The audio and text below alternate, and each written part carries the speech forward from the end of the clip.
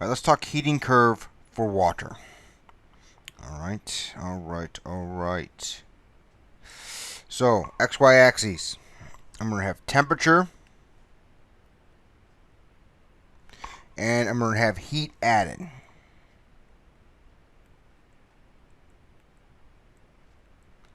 Joules. Degrees Celsius. Alright, there's a few temperatures that we're do here. So, my example will be, alright, 10 grams ice. Well, let's just say ice. I'm going to say 10.0 grams of ice at negative 10 degrees Celsius to steam at 110 degrees Celsius. Alright, we can do this. Now, there's a couple major points here. Alright, if I draw a line here, let's say. Well, I don't need to do that. We're just going to do it this way. That point, that line. Well, we'll start at, this will be negative 10 degrees. This will be 0 degrees. This will be 100 degrees. And this will be 110 degrees. Alright. So if I have ice at negative 10 degrees, the first thing would happen if we bring it out, let's say we're going to bring this 10 grams of ice out and put it into a preheated pan. Alright, on the stove. Stovetop. Alright, we're going to start with ice down at negative 10, and that's going to heat up to 0. And then we are going to melt that ice. And this should look very familiar from Chem 1. And then we'll have liquid water, and that liquid water will warm up to 100.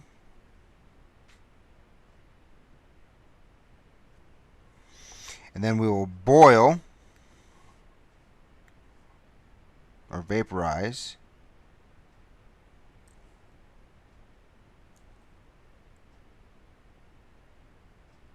won't work. And then we got the steam to 110. And that's the heating curve for water. Sorry for there's a little bit gaps in there, but that's the heating curve for water, right? So what are these? We get a warm ice. So step 1 was warm ice. Step 2,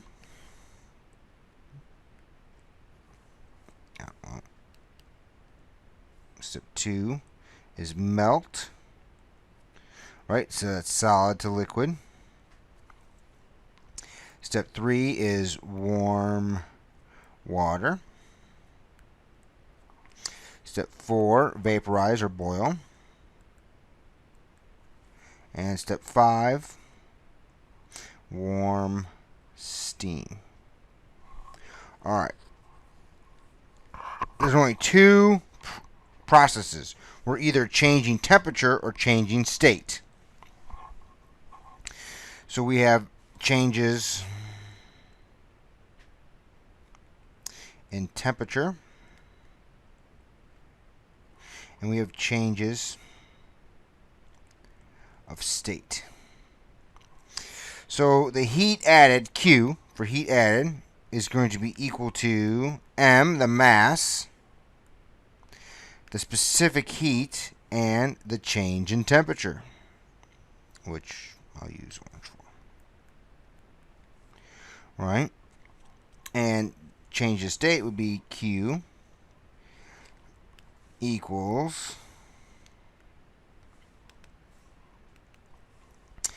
in this case, delta H of whatever we're looking for, V or F, times the amount.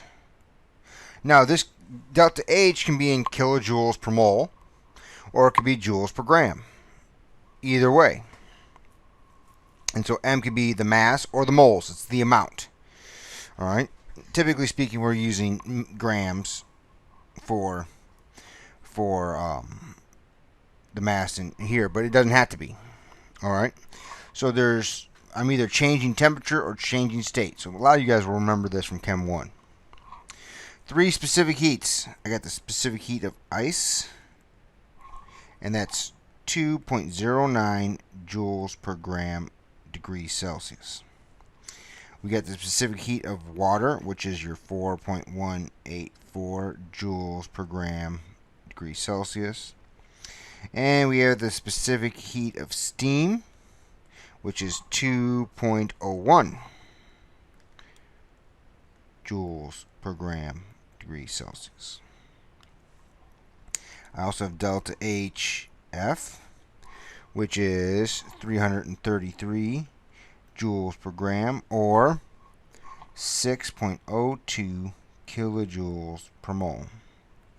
And delta HV, which is 40.7 kilojoules per mole, or I believe it's 2260 joules per gram.